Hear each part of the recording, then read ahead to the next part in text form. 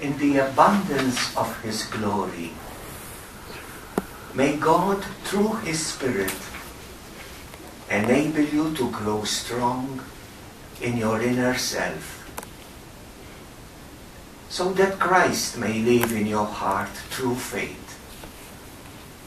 And then, planted in love and built on love, you will have the strength to grasp the breadth and the length, the height and the depth, so that knowing the love of Christ, which is beyond all knowledge, you may come to be filled with the total fullness of God.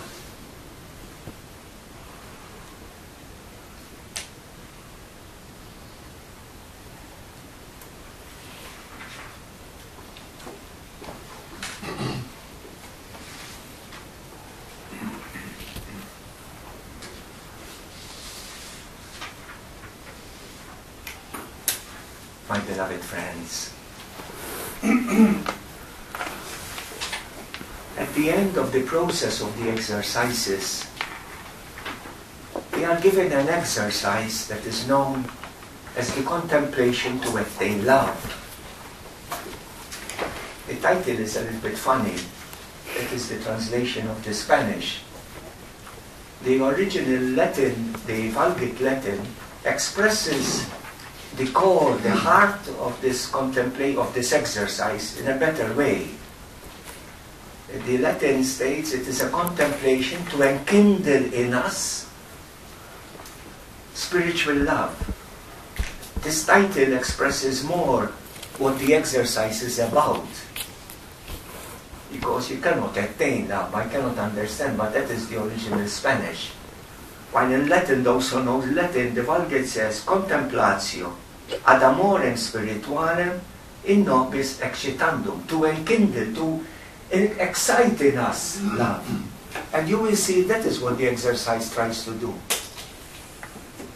This is an exercise that in a certain sense gives us a profile, a picture of the person who comes out of the exercises and who he or she wants to live in the spirit of the exercises. It makes us aware what are the elements that we need to cultivate in order to live in the spirit of what we went through of the exercises. And we find this already in the grace that we ask for this exercise. By now you have become aware how the grace is very important. The grace gives direction in which to move, in which to enter. But as you will see, the grace of this exercise is not a grace just for this exercise. It is a grace that gives us direction of life. How to live life in what we have gone through, in the spirit of what we experienced. This is the grace we ask for. In 233, I ask for an interior knowledge of the many blessings I have received, in order that, stirred to profound gratitude, I may love and serve the Divine Majesty in all things. You have it there in number 233 in the text. Now immediately as you see that grace, it is obvious. It is not a grace of a moment or of a day. It is the grace of a lifetime. It is the grace of a lifetime. Moreover, we return to that phrase that Ignatius at every stage brings us back. Interior knowledge. Interior knowledge is the depth at which the exercises evolve, develop. Interior knowledge is the depth at which we are invited to live. And here we are presented what is meant to be, from this grace, the lasting fruit of the exercises. It makes us aware that one comes out of the spiritual exercises with the capacity to allow myself to be filled by what God, life, people lovingly offer me, so that I may be inflamed by this love. And once I am filled by this, gratefulness is an interior fullness, then what I do flows in a loving service. This is what we are open to. St. Paul expresses this in the passage, one of the most beautiful passages that I like from the New Testament. Ephesians 3:16, at the end of Ephesians 3. I wrote it because I like it, and please, I read it, this is my wish for you. It is my wish for you. And St. Paul describes this exercise in living one's life rooted and planted in love, so that you may come to be filled by the fullness of God. Mamma mia, what else can you have? And for us Jesuits, we find the same idea expressed in the constitutions. Loving the Creator in all things, and all things in Him. 288. Loving the Creator in all creatures, and all creatures in Him. This is the exercise. Now, this is the only exercise where Ignatius, before he moves into the exercise, gives us two preliminary observations. One of it you know it by heart. And the other one, which is more central, you might discover it today. The one that you know by heart, he says, love manifests itself in deeds more than words. My dear, if you have come in contact with a Jesuit, you must have heard it from the first day you met a Jesuit. We hear it from the first day we entered the novitiate. Love manifests itself more in words than in deeds. But notice the second, which is more fundamental. When he says, love consists, not manifests, consists in mutual sharing of self and of gifts. So my dear, what comes first, the consisting or the manifesting? If it doesn't exist, how can it manifest itself? You see, we say the first one and never go to the second. Only when the second is living, you can then manifest itself in your deeds. In your deeds. Because deeds in themselves are not a manifestation of love. But love, when it exists, it flows to the deeds that we share. And so deeds become, what does it mean, service out of love? An expression of me. There is no service out of love that is not a giving of self. The deeds become a channel through which I reach to the other. And we shall see, this is why Ignatius always puts these two words together, service out of love. When the love is present, then it flows into deeds. And this is why, dear, for us, especially religious, my dear beloved, don't identify service with love. Don't identify service with love. Because you serve, it doesn't follow you love. If you love, it will flow out in service. I told you, you can service out of guilt. You can serve out of compulsion. You can serve out of a sense of duty. But that will not bring life. Because there is not necessary your presence. And this is why I told you, dear, for us who are involved in service, need to come nakedly in front of helplessness. Because that is the frontier where we move beyond doing to being present, to giving ourselves. Or else our doing is a substitute for giving self. And very often it happens. A substitute for not getting involved.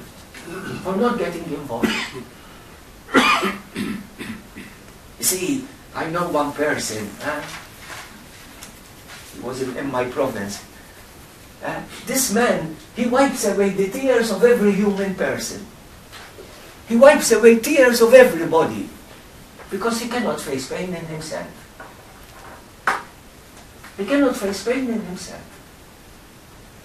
And I discovered this very simple. Once he came to my office, I was the socius of the provincial. He came at my desk. His mother had died a few days earlier. And I mentioned departing away of his mother. There was one tear in his eye. He got angry and left the room. Then I understood him. Whenever you go to this person with a problem, oh, no problem, Cecil, no problem. Come, sit down, sit down. There's no problem. He wipes away the tears of everybody because he cannot face his own tears. You see, so it's not just doing. And this is the preciousness of the words of Ignatius. Service that flows from love, from mutual sharing. Because only when there is my presence, what I do brings life. What I do brings life. Because it is an expression of myself. An expression of myself. And moreover, this is also important for Ignatius. It is only service out of love that is a fitting response to the God of love. It is only a service out of love that is a fitting response to God who is love. And I told you there, Ignatius uses the word service only for God. You never find it. I counted it. There's in Spanish the dictionary of, it is a dictionary of the words concordance of all the texts of Ignatius. 310 times. Only for God he uses the word service. He uses the word service. And so that's why it is service out of love. Because it is a response to the God of love. To the God of love. This is why I told you, in Ignatian spirituality, Ignatian service doesn't start by doing, but by choosing what is more pleasing to the beloved. That is where Ignatian service starts. What pleases the beloved? That becomes service out of love, not necessarily doing. And I told you once, no, it is not necessary that God asks you the most difficult every time. Not necessary. Now, how to come to live one's life rooted and grounded in love, as St. Paul tells us. And we find this on two levels in this exercise. One, at how Ignatius unfolds the process of this exercise. It is a big secret there. And secondly, on the content of the exercise. There are two levels at which he exposes us to come to live our life rooted and grounded in love. Because there is something very strange, the way Ignatius unfolds this exercise. The strange thing is this. The grace I am asking is that I will come to love God and serve Him in all things. This is the grace, that I will come to serve and love God in all things. And yet, all the four stages of this exercise don't talk at all of my love for God, but only of God's love for me. Strange. The grace I am asking, that I may come to serve and love God in all things. And it doesn't talk of me at all, except in God reaching out to me.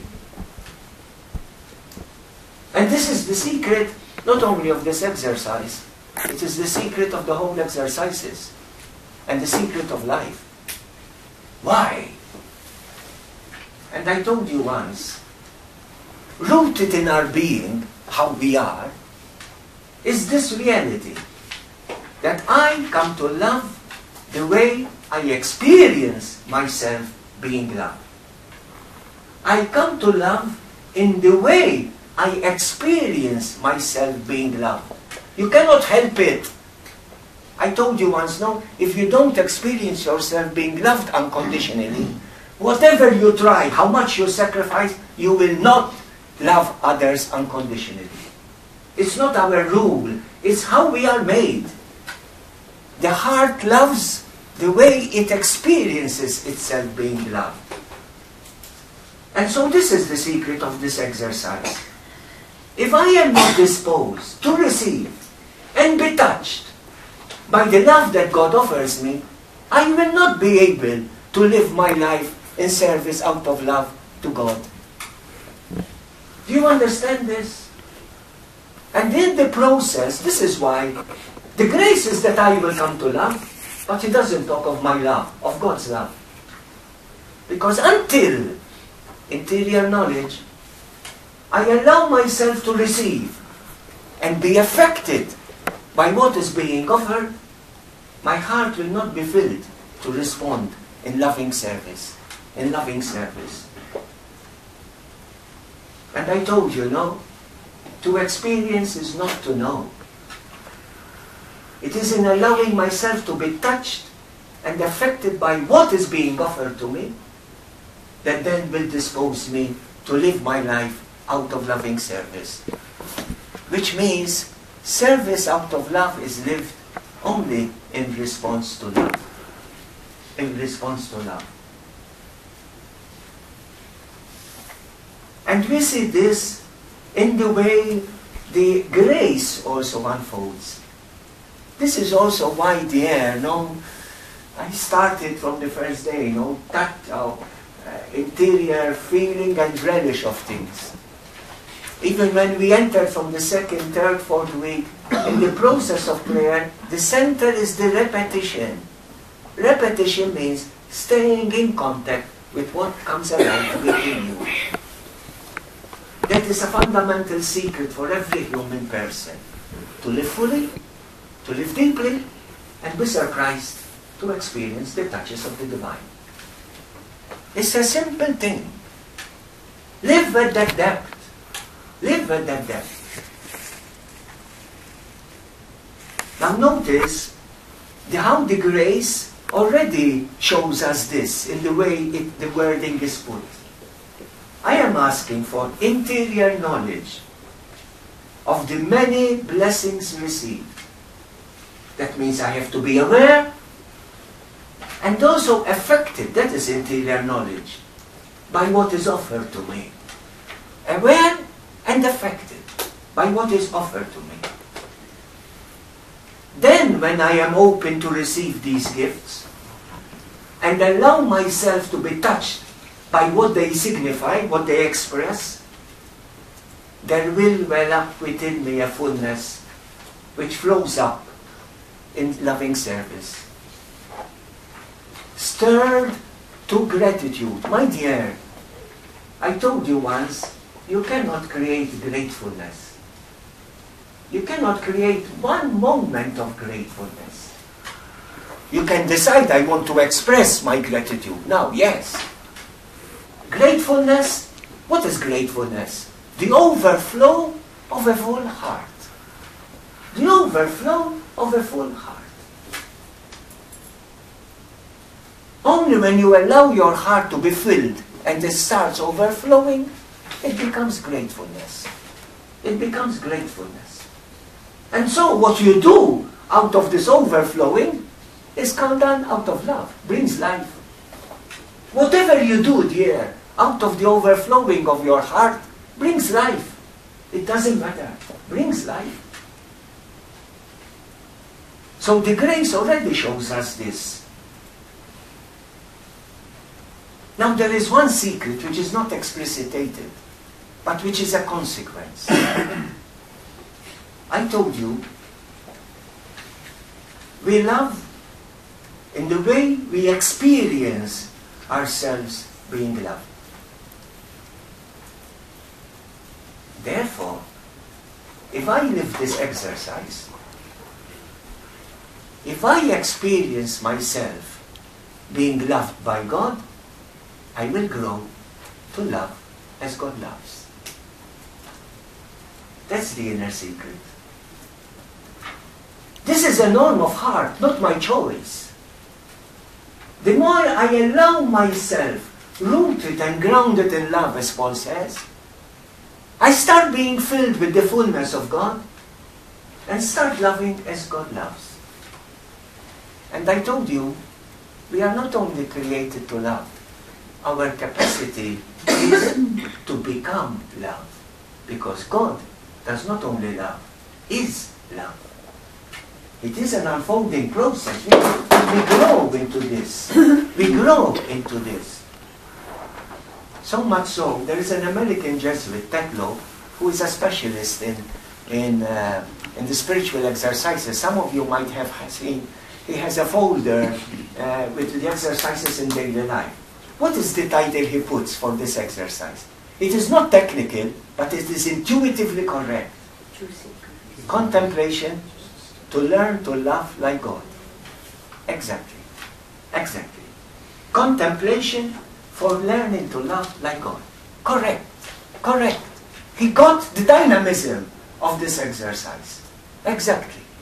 Exactly. And again I return. You see the words of Paul? You start being filled with the fullness of God. With the fullness of God.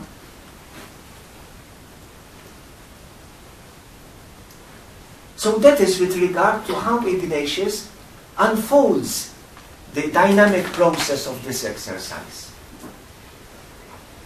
Then he presents us 4 stages, one moving deeper than the other, to help us to come to the interior knowledge which fills me and then will flow out in a life of loving service.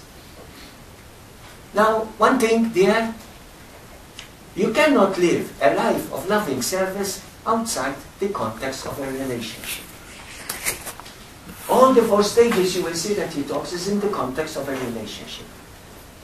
That's why you can serve out of fidelity, you can serve out of duty, you can do good work. But to serve out of love takes place only in the context and the overflow of a personal relationship. And notice now how Ignatius takes us how to keep this relationship alive with God, if I want to be in loving service of God. And my dear, the first step, what keeps a relationship of love alive? The first step is remembering. Memory of what we shared, of what we received, of what we gave, of what we experienced. Those who love live in the memory of love. You know, in any relationship, my dear, if there is somebody very close to you, and today forgot it's your birthday or your feast day. Imagine Rita and her husband forgets. What is the sign? What is the sign? It is memory that keeps a relationship alive.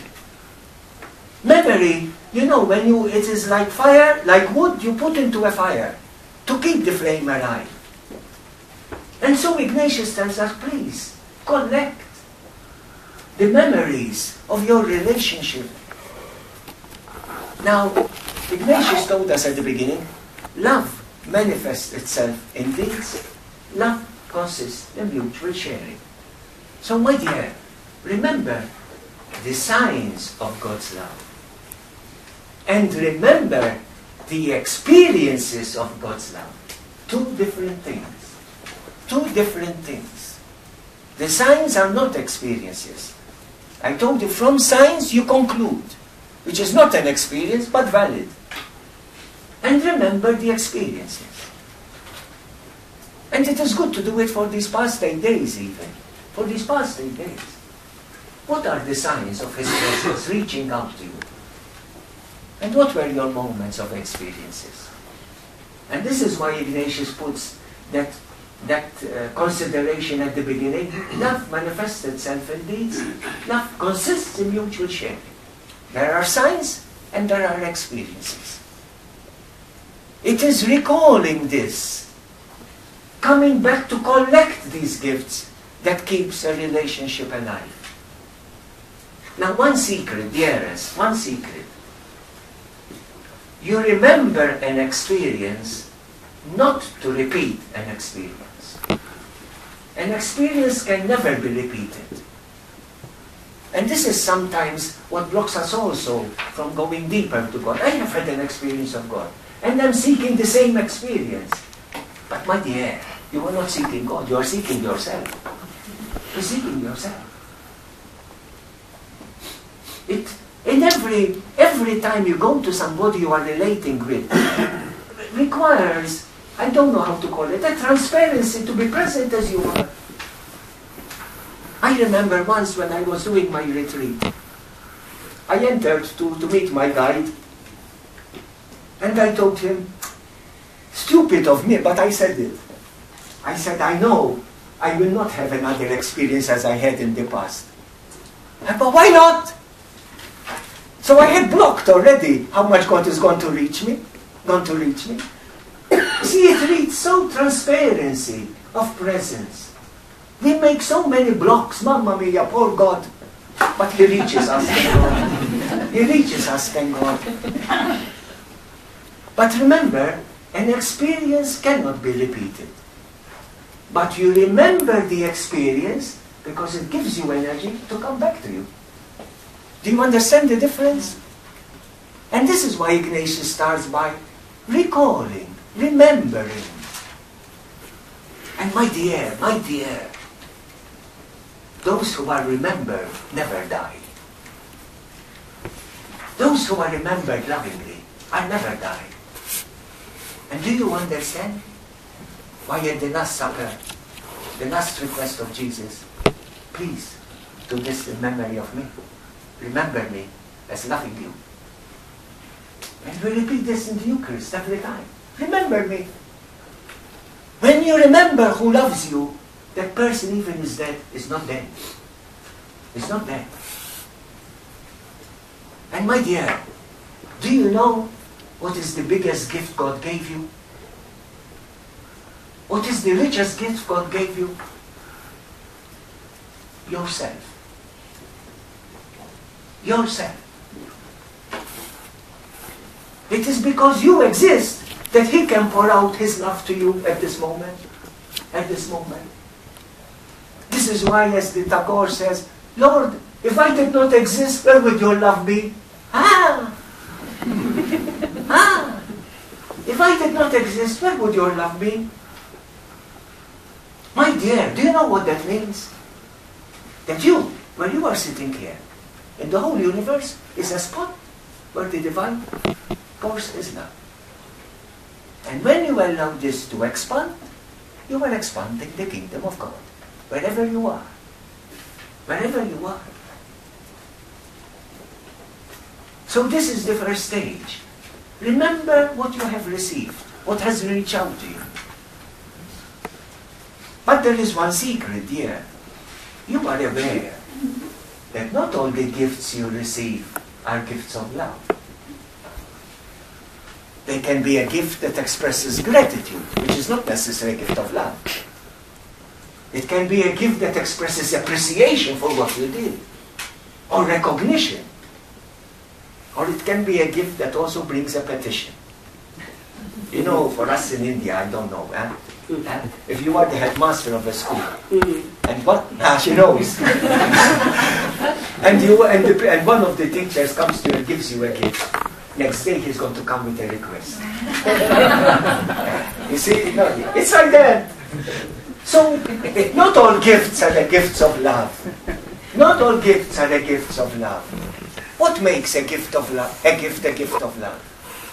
And this is the core. This is the heart.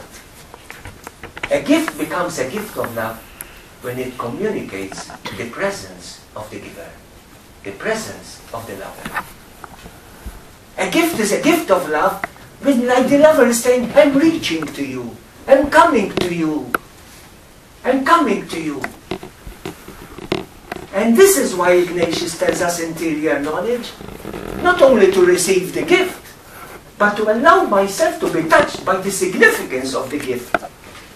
I can go around and look what I received here. Look what I received. It's so good. I longed this for much. And who gave it to you? I don't know. I found it behind my door. It's not going to cultivate a relationship, which doesn't diminish the preciousness of this. What builds up in the relationship of love, that I sense this person reaching to me. And my heart pours up not for the gift, for him or for her. For her. And because God is love, His gifts are a communication of His presence. Reaching out, not to give us gifts, to in some way reach out to us. Reach out to us. And this is why they are so vital. I have been repeating, no? Opening myself to sense God's presence by being aware how I am affected within me. Within me. I stop jumping at the gift and don't stop to realize what it is communicating and what presents alive to me. Alive to me. It is the communication of the presence of the other, of the lover, that transforms a gift into a gift of love. Into a gift of love. And my dear,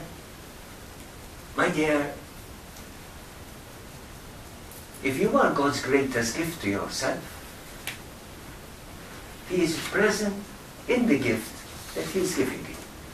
He is lovingly present in you. Lovingly present in you. In you. This is why, dear, each one of us is not just a product of God's creation. We are temples of the divine presence. We are temples of the divine presence. But Ignatius doesn't stop there and takes us deeper.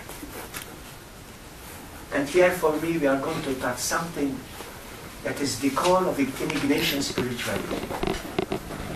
This divine presence in His creation in us is a dynamic presence.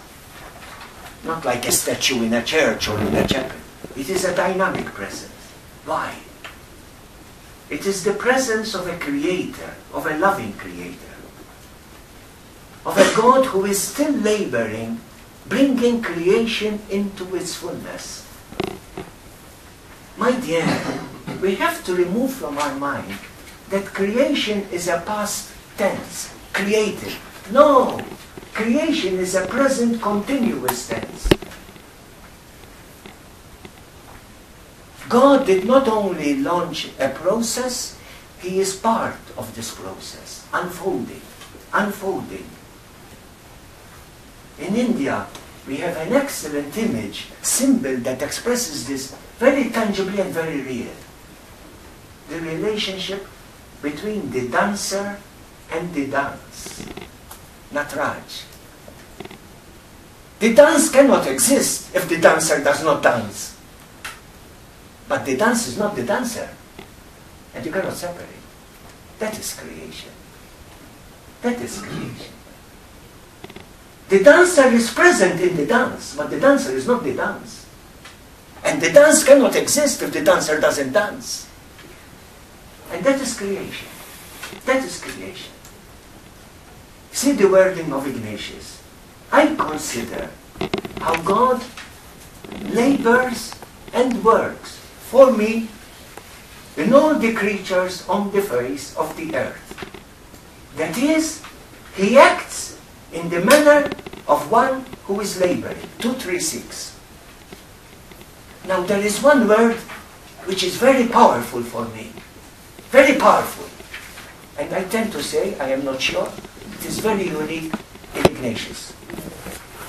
God labors. Which is different from working. Which is different from working. In fact, Ignatius uses both the words. Labors and works. And then he repeats, He acts in the manner of one who is laboring. What does laboring signify? Sweating, getting dirty, struggling, being exhausted. That is laboring. That is laboring. The God in Ignatian spirituality is a God who is and still laboring. Still laboring. This is the power of that statement. I'm not sure, I have not made a study, whether anybody used this word for God. The God in Ignatian spirituality, a God who is still sweating, who is still sweating, getting dirty. That means, and here is the power of this. First, nothing that happens to you and to me, nothing that happens in the world around us that is not penetrated by the laboring presence of God. Secondly, what is the strongest sign that God is laboring where creation and humanity is still wounded, where creation and humanity is still struggling, where creation and humanity is suffering. Because when creation comes to its fullness, there is no need for the Creator to keep laboring. Precisely where there is brokenness, sinfulness, injustice, poverty, anything that degrades the human person, anything that destroys creation, there God is sweating. There God is still sweating.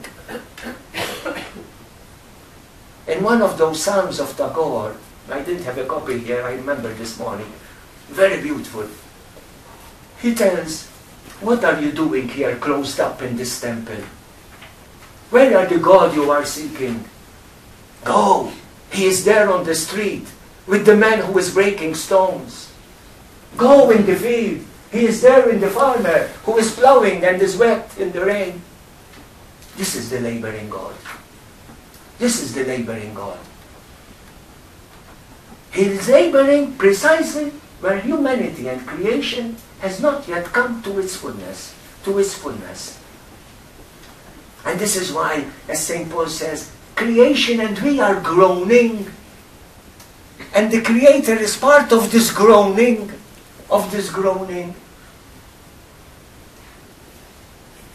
God in creation did not produce a product, He launched a process. And He is part of this process. This is the foundation of hope. And that gives us strength to get involved. Where there is sin, where there is injustice, where there is pain, where there is suffering, where there is suffering. And here is a challenge.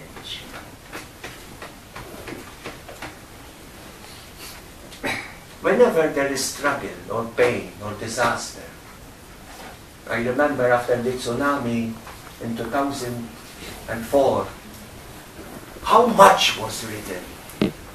If God is love, how can He allow this? If God is love, how can this happen? A total false question. First, who invented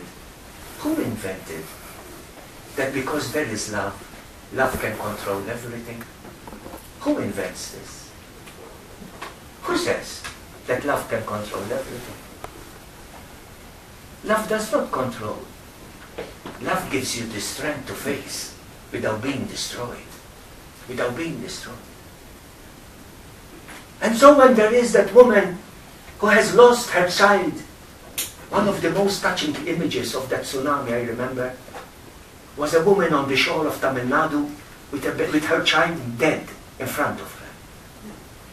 The same, if you have seen recently, that man who picked up the corpse of a body of a child from the Mediterranean, one of these pilgrims. Where is God? Where are you, Lord? Where? Don't seek for me except in the tearing heart of that woman when she sees her child. There is no other God outside there. He is laboring. He is still struggling. He's still crying. He's still trying to bring into fullness. Into fullness. And we need to take this seriously. This phrase that God labors breaks all barriers to this reality we call God. And this is why, dear, I tell people, when the realities of life challenge your images of God, don't question life. Don't question God. Question your images of God. Let them break. And one of the things we need to believe and take seriously, it is not true that God is in control of everything. Not true. He couldn't stop the death of His Son. And we need to take it seriously. Or else we don't respect Jesus enough. Jesus is not fooling. He's not a puppet there in the strings of the Father. Life shows us not everything is within control. This is the level I told you. We need to face life, I don't know, nakedly. It is. This is the cross. The cross. And this is why, dear, to live in hope, you don't need a God who is in control. To live in hope, all we need is a God who is present and still laboring. This gives us hope. If you are here, struggling with me, that's enough, Lord. Nothing else, that's enough. That's enough. To live in hope enough that God is present, laboring. Laboring. And my dear, if I am God's gift of His presence, God is laboring in me. God is laboring in me. Today I say, and I try to live this very true, my tears are not just my tears, are also the tears of God in me. There is no humanity without divinity. There is no humanity without divinity. And God tells me, please, let me labor in you to bring you to your fullness. And this gives us hope. You know, dear, I know, I told you, no, we are not always free in our heart. No, sometimes you are blocked here and you cannot get out of this block. I don't know why, and you don't know why it is there. But it is moments when I pray from the depth of my being, please, your spirit is in me, break through this wall, and it happens. Without knowing why. Without knowing why. God labors in us. And not only God tells me, please allow me to labor in you.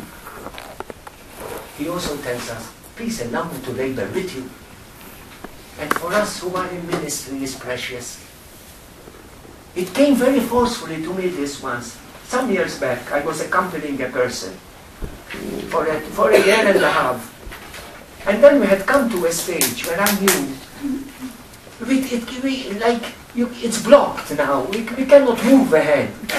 And then we parted for the summer holidays. When I returned to Rome after the holidays, this person writes to me, I would like to meet you. And I said, my Lord, how to move from here? I don't know. I don't know. Really, I don't know. I don't know. If you accompany people, you must have experienced moments like this. You don't know how to move on. And this man comes. Incredible. During summer, this man went for the pilgrimage to Compostela, no? And what I felt it cannot break, something broken, and he was totally different. And when he shared that with me, I felt the Lord telling me, Cecil, give me some space to labor with you. It is true. It is true. In fact, I told the person, I felt challenged by God working through him, in him. Give me space to labor with you. And in our ministry, it is vital, this. Vital. And I told you, you experience His laboring presence where things are not okay. Where things are not okay. Where there is struggle, where there is pain, where there is woundedness. So the Lord asks me, let me labor in you to bring you to your fullness. Let me labor with you. There is also another invitation. Do you want to labor with me? All mission starts with this invitation. Do you want to labor with me? He is laboring in His creation to bring it to fullness. And it's interesting. Second week, come with me. Third week, stay with me. Fourth week, labor with me. Labor with me. And this is why all mission starts with discernment. Is God inviting me to labor with Him? Not necessarily. Not necessarily. So please, we need to understand. Because there is a need, it doesn't mean that God is inviting you to labor with Him. Needs discerned become sign of the times. Not needs alone. Because some people jump wherever there is need and create more problems. I remember one doctor who worked in a hospital, wanted to come and work in our province, to work with the poor. So she left the hospital where she was working and came with us. Oh, what problem she gave us, we had to take care of her. It was not her place to live in the village like that. Not her place. So just because there is a need, it doesn't mean God is inviting you to labor. To labor. And we need to be sensitive to this, because it has many consequences here. Mission begins by God inviting me to labor with Him. Is He inviting me, or inviting us, our community, or our province? Because, my dear, this is the depth of what mission is. If God is inviting me to labor with Him, and I go to work in the midst of the people, I am a sign that God has not abandoned these people. I am a sign that God is laboring in their presence. And what does that mean? Hey, my dear, if I am a sign of God's laboring presence, when the work doesn't go on well, it doesn't say, goodbye, goodbye, not working, I leave you. And instead of being a sign of hope, I become a sign of despair. Of despair. This is the depth of the laboring presence of God. Sweat with me. But is He inviting you? Is He inviting me? I had one rich experience in my province. See, about some years back, we went there to work with a small tribe that was dying of malaria. Every Jesuit that went there, we brought him out nearly dead. Nearly dead. In fact, the brother of one Jesuit from Kerala came to visit him. After 3 weeks, went home and died. A sister who was working with us died. It was malaria.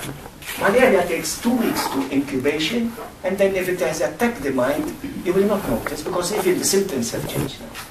And the general has asked us, please discern whether we should remain there.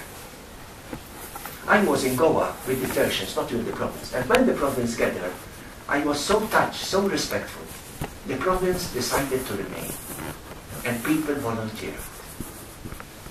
Until today, we are still there. We are still there. I spent the night with my ex-provincial, with his drip, because we had to bring him out of there, of malaria. Is God inviting me? And once God invites me, we are there. A sign that God has not abandoned His people. God has not abandoned His people. This is the power of the laboring presence of God. The laboring presence of God. So this gives us hope and courage. What I need is not that everything is in place, that God is in control, that I know you are here, laboring. That's enough. That's enough. But Ignatius doesn't stop here. Because he says, God who is laboring and working for me.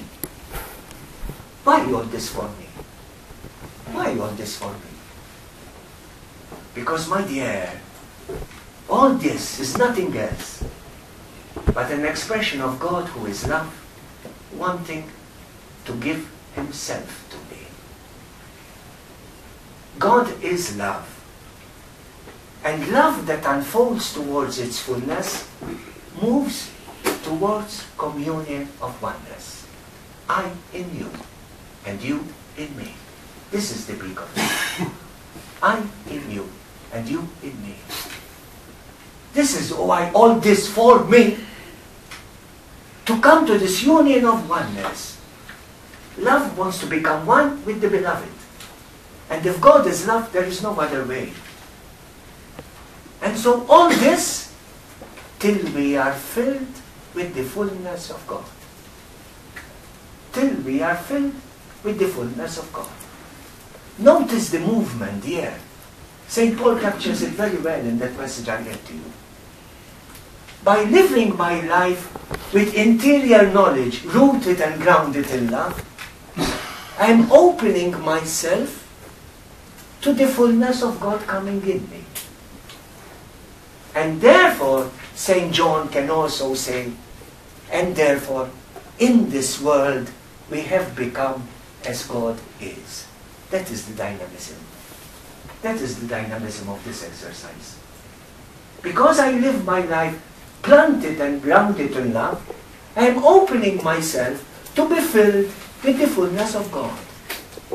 And I can come, as St. John says, even in this world, to be as God is. To be as God is.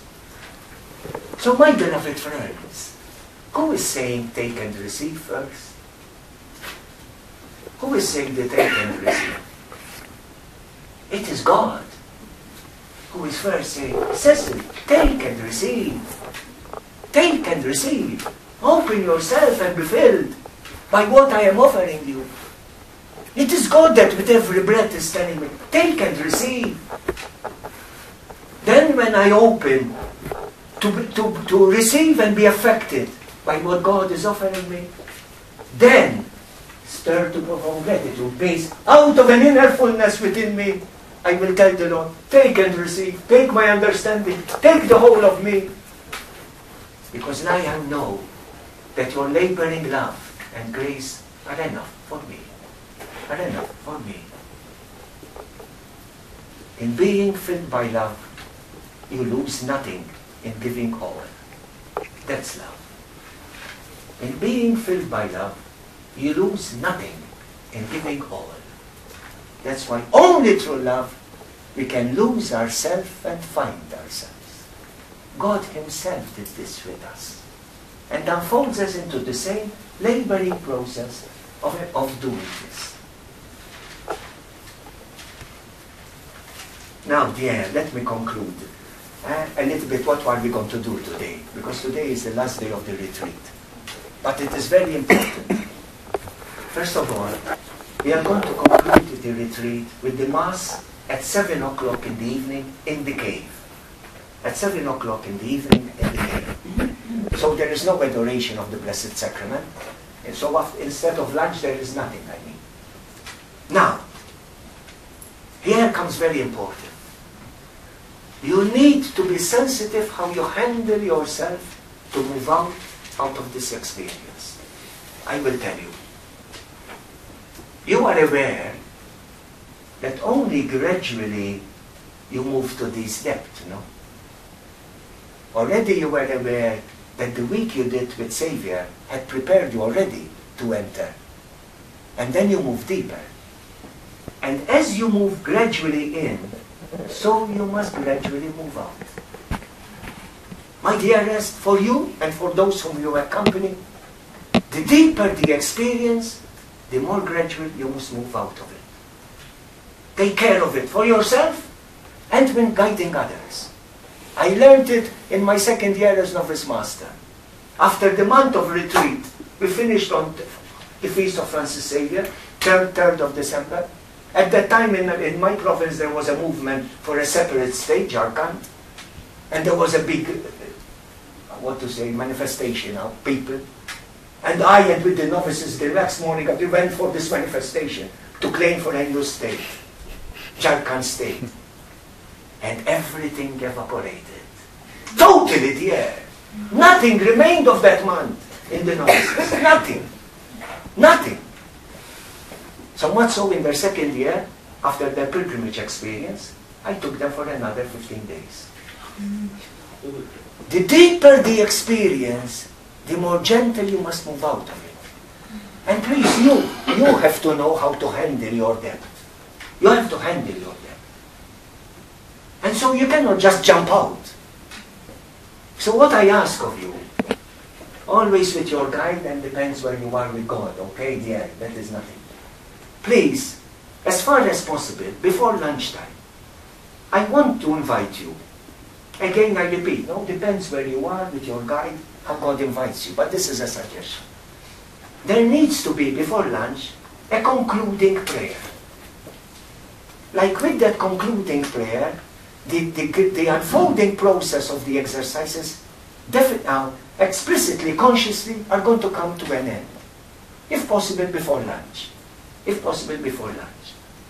So you make an exercise, choose there how you feel. Like one such simple suggestion is, this is the last time Jesus is going to meet you before He returns to the Father. And He would like to spend these last moments with you. and see how you would like to make this contemplation. No, perhaps he says, I would like to meet you before I go. You see? After all, before the Passover, he was in Bethany. Before the Ascension, he was in Bethany.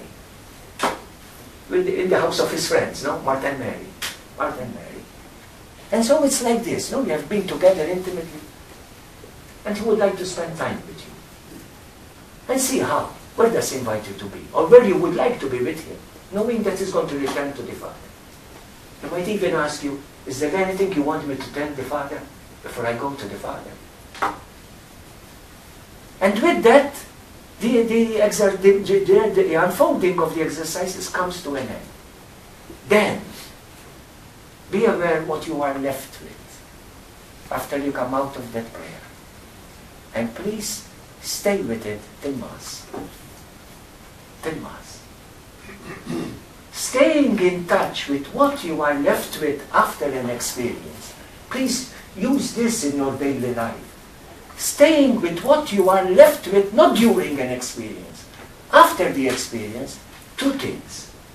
It helps to seal the experience, not to evaporate. And to gently help you to unfold from the experience. From the experience. This is precious. And the deeper the experience, the more gentle you have to be. Because very often also, what you touched is very tender. You cannot just trample on it again. You see? It needs time to move out. When I was with the Tertians, then I discovered this, no? I remember one Tertian took 12 days to come out of the experience.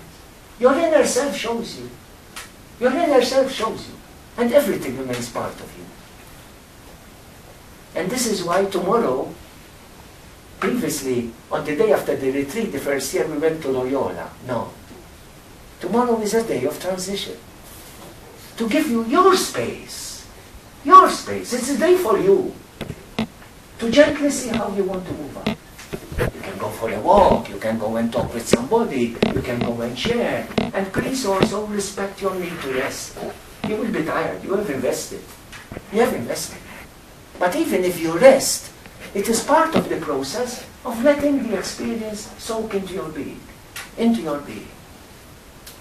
So respect your space, respect your pace, respect your time, and also respect the space and pace of the others.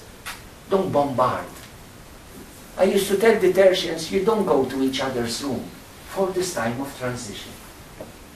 Yeah, that place where you prayed remains the vibrations there. Then slowly, slowly. You understand? Please, this is what the spirit needs to be cared for. And your spirit shows you how to handle it. How to handle it. You see? And it penetrates into your being, into your being.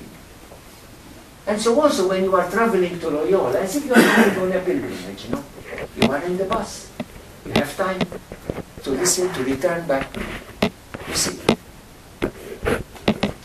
I suggest that when you go to Loyola, take with you even your diary of your retreat. To be able to return. See, if you have kept a diary throughout, not everybody is the same, no? But if you kept a diary throughout the retreat, it's so precious to return and read it. Because now you can see the process unfolding.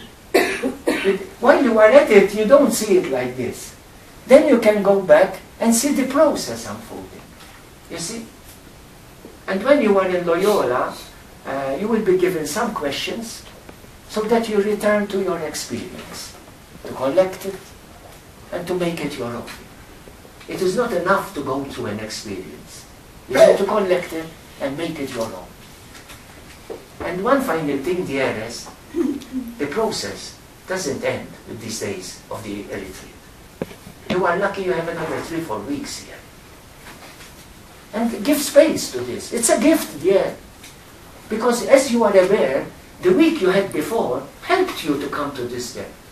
And the weeks you have after will help you to absorb this depth. And if you feel you need to talk to somebody, to an accompaniment, 3 who are accompanying will be still with you. Joaquin, Joseph, Paula will be still here. Or even among you, know, there are people who have accompanied people. If you feel I want to talk, to see what's going on, to help help sink within you. My final sentence to you, my dear brothers and sisters. If you are the temple of the Holy Spirit, your heart is the sanctuary, the tabernacle in this temple. And the Lord says, remove your shoes. You are entering holy ground.